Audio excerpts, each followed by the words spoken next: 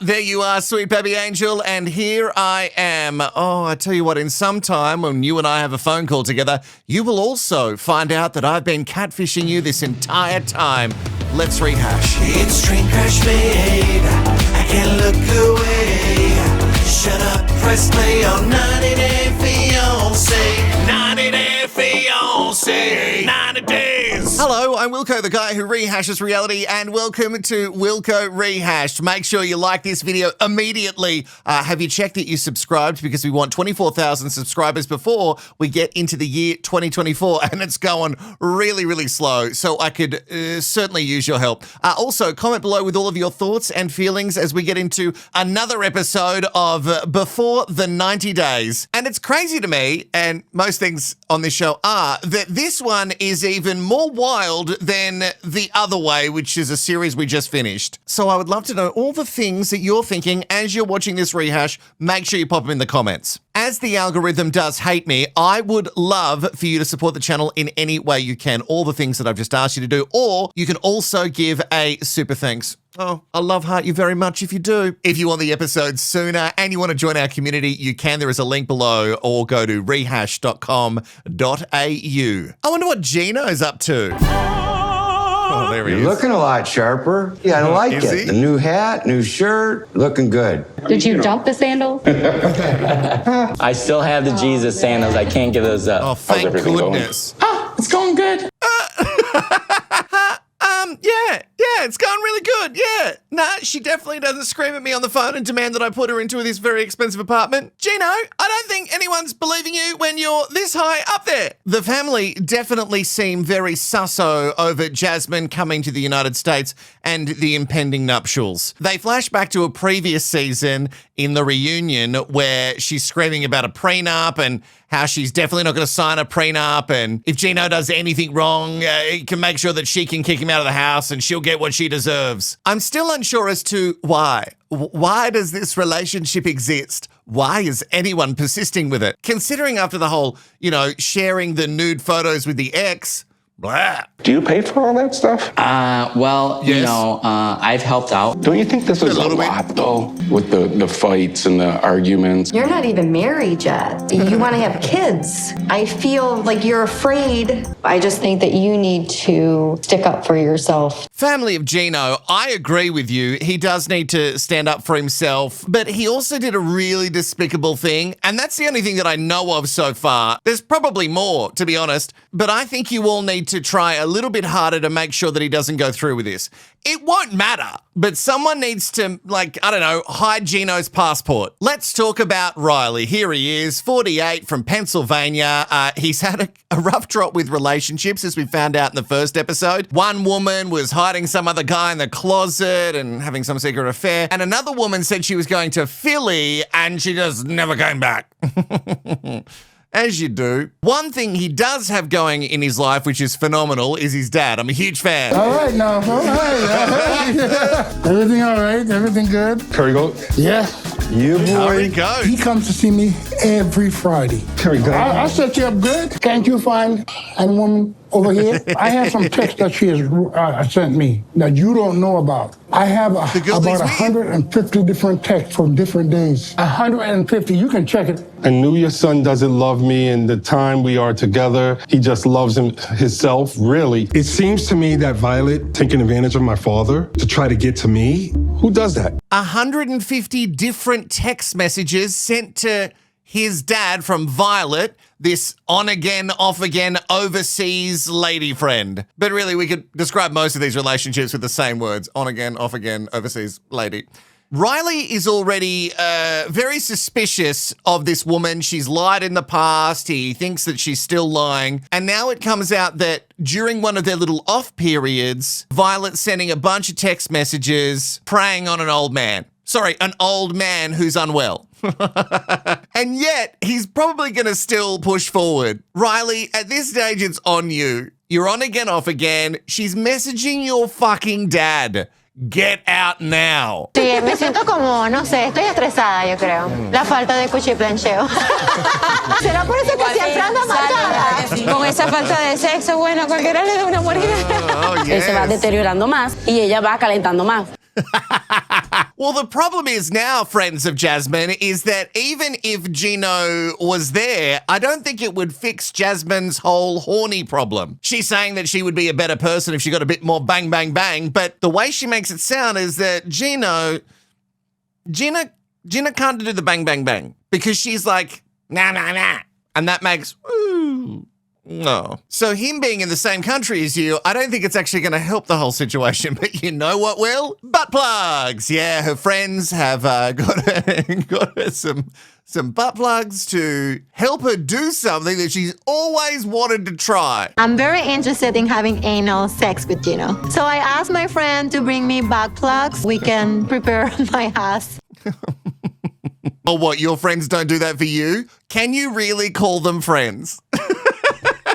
Wait. I'm going to call my friend Haley. You may have seen her on the channel. She does the daily with me. I'm going to call her now. Oh, she's calling me because I just said, should I call? And see, hey, friend. Hey, I just had a question that I wanted to ask you.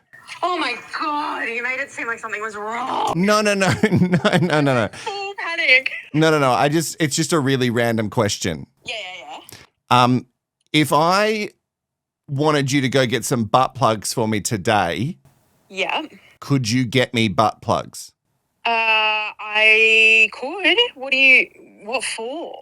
I need 3 different sizes. Uh-huh. So smaller size and then work up to a bigger size. Okay. Yeah. What for? You can't question it. You just have to say, yes, I will do that for you, friend, or no, I won't. Yeah, fuck yeah, I'll do it. Okay, great. That's all I wanted to know from you. Is this a video? Is this on a video? Yes. So wait, do you actually want me to do this? No, I don't need any butt plugs. You know me, I've got heaps of them. Okay, I'll go get you 3 more.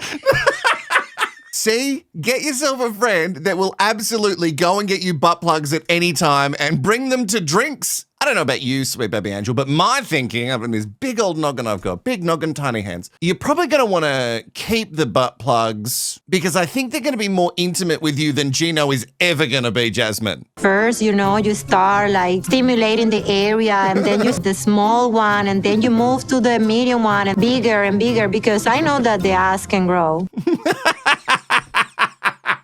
Did you know that? Somehow, I think it's appropriate that this show is on TLC, the Learning Channel, because we've all learned something here today. The ass can grow. Just wait, I've got to text Haley and tell her that I was joking and I really don't need butt plugs. Jasmine is pretty pissed off, not only with Gino all the time, unless he gives her all the money and pretty things that she deserves because she is the queen, but also upset with his family because they've been commenting on some things on social media, like this from Gino's cousin that says, "Hi, Jasmine, how much do you love my cousin Gino for real? Like how much for real? Like how much? Like how much? Put a price on it, Jasmine. I reckon you could. I reckon if the family offered her money to stay away from Gino and it was a substantial amount, she would absolutely take it. Que haga un testamento y todo queda a mi nombre. O sea, yo estoy dejando mi familia, yo lo necesito. Claro, o sea, si te casas con él. Si me caso y si se muere antes y ver que su familia se quede con todo, que... The more she talks, the more I'm convinced she is with this guy just for the cash money, and I'd love for you to convince me otherwise in the comments below. Okay, guys, I feel like this bit might get a little bit dark, considering we found out at the end of the first episode that there was a catfish sniffing around. We have a recording of him talking to one of our producers that I can play for you if you want. I don't think I can do it right now. It's embarrassing,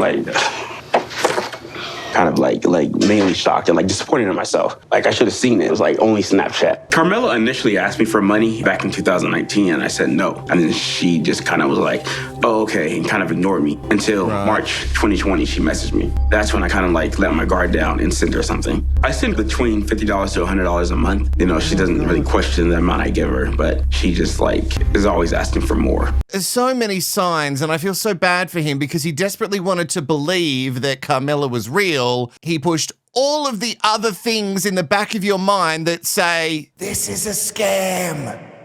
Don't do it. Never heard Carmela's voice, only swapped pictures on Snapchat, wants you to send them money. would stop talking to you if you don't send money, and when you send a certain amount of money, it's never enough. I feel so bad, but also it's just Catfish has been out for a long time. Tell me, you've watched the episodes. But like I say, when you want to believe it, you just believe it, and anything else you like push to the back of your mind. Like when you're with someone and you know they're wrong for you, and all your friends and family are telling you this is bad, and deep down you know, but you push on anyway. Why do we do that? I told her you lied to me, you tricked me. And I put, babe, how could you? They told me that you were a man. Nope, it's not even open. Like messaging a ghost. This might all just be a misunderstanding. I want to get to the bottom of everything. I'm just gonna not message her no more today. Then tomorrow I'm gonna wake up and be like, was that a dream? It's actually a nightmare. So that's what I'm afraid of the most. It's like how I'm gonna feel tomorrow. Oh, that's so awkward. I promise you, when you wake up, you're going to realize it was a bad nightmare and it's real, but you're okay. You're fine because you're on this show. And I'm sure, like my nan says, there's a plug for every hole. And I probably shouldn't have brought that up considering what Jasmine's doing in the bathroom right this second. There's a key for every door and you've just got to find the right door. My name is Rehashed, 26 years old, and I live in Bucharest. Oh, you want one more? No, I cannot take my t-shirt off. I'm very ambitious. Okay, it's enough. It's enough. No, maybe one more. You gotta drop something for your boy there. This is where I'm going wrong. This is why I'm not getting enough subscribers. I need to be more ripped. I obviously need to look exactly like Razvan. My brain can't put the V and the Z together. It just doesn't go right. I need to look exactly like him, and I need to take off layers of clothing for you to donate to the channel. Remember, you can give a super thanks at any time. There's also a direct donate link in the description. Oh, wait, you want one more? No one wants that. So let me get this right. He's in an open public area and he's undoing buttons while live trying to get cash money from women on the internet. No, I'm not judging. I just wanted to get it straight in my head before we go to the next bit. You need to be flirty, you need to be more sexy, you need to do... Makes me put some chocolate on me. Oh. Holy shit, I'm doing the internet all wrong. Oh yeah, let me put some chocolate on me. All right, well, if you will donate hundreds of dollars, I'll rub chocolate on my body. No one would want to see that, but I'll happily do it. So Amanda, who has the couple of kids, and then sadly her husband passed away recently from cancer. She's only been chatting to this guy for like 4 months, right? She's on her way over there, and she's also trade jealous of everything he does online. Rubbing chocolate on his body for money. I don't see this working out because that's how he makes money. And you don't like it, and you will never get around it. I don't understand. Sunt foarte entuziasmoasă să văd mine. Dar zi-mi, te rog, ce are atât de special de te-ai îndrăgostit tu și pe internet? Mă susține în orice fac. E loială, știi? Okay. Ca și sentimente. Okay. Sunt mult mai deep. Nu știu, și o simt că chiar își dorește, știi, relația asta și chiar ține la mine și chiar ar face orice pentru mine. Yeah, she might be able to do everything for you or anything for you, but she just can't stop being jealous about all the stuff that you do online. Like, I think in the first episode, apparently there was a woman who was instructed by you to go into the shower and just with her clothes on, just get all wet in there. Yeah, Amanda's never going to get around that. This is going to blow up, and I reckon quite spectacularly. Plus, she's also still grieving. Ai fi pregătit să te căsătorești iar? I was married before 3 years ago. Got divorced after 6 months. I think my marriage didn't work because of jealousy of my career. And now you're doing it again? Well, they've been together, or at least chatting, for 4 months. That's almost as long as his first marriage. So... go team! Does anyone else here feel like history is repeating for this very, very attractive Romanian man? Because I do. Și te simți pregătit să fii tătic? N-aș spune chiar tătic. Prieten bun pentru ei. It's nice that he wants to be a friend and not necessarily try and step in to their father's shoes, who has passed away. But also, I'm pretty sure he is a daddy to many people online, as I am. Takes one to know one. He's definitely a different type of daddy than I am. I'm trying to see what the catch is. This guy seems genuine, even though he's incredibly attractive and he does give off some sort of scammy vibe because of how hot he is, and you just started chatting to this woman in the middle of nowhere, America. I don't know. Does it not feel scammy? Tyray's siblings have been brought to a cafe to have a sit-down chat, and Tyray is going to come clean about what Tyray has been doing with the catfish on the internet. Our brother Tyray texted us, he had something to tell us, was kind of surprising to me. Well, I'm in an international relationship, and I've been in it for 4 years. International relationship? 4 years. Jeez Louise. 4 years later, nothing. I thought he was asexual. Her name is Carmela. We chatted on Snapchat. You know, when I went to Barbados last year. That's what you went for? Like, I went to Barbados, and then she never showed up. I had to actually quarantine for 3 days.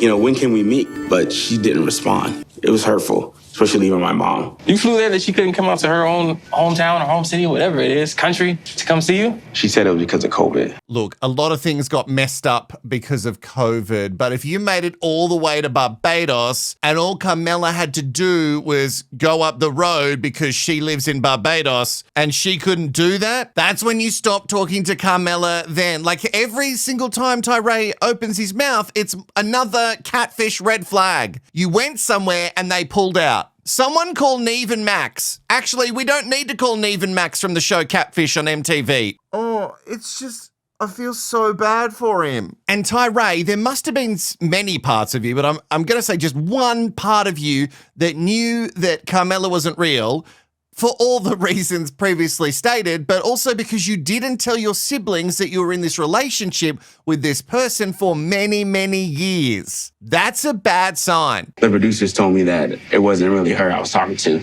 It was actually a man that was pretending to be Carmela. Huh? Oh, wow. Goodness. That is sick. That's a really long time to act like somebody else. I'm appalled. Surprise, yeah. And they have like a recording or something. I think you should hear it. I'm scared. Thank you so much, Fiancé. Oh, you're welcome. Sure, it's okay.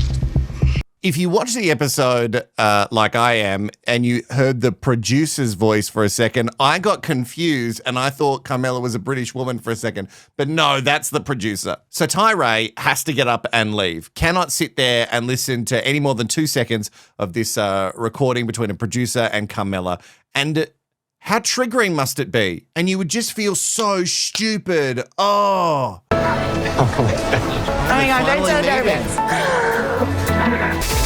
Oh, kissy kissy. Come here. Don't put your tongue in my mouth. Well, it all seemed to be going so good, considering that she would be feeling so many emotions. It's not long since her husband has passed. She's been on a plane for a long time, which always does your head in. And then she's just kissing this complete stranger, essentially, this person she's never touched before. So it would be weird if he slipped the tongue in.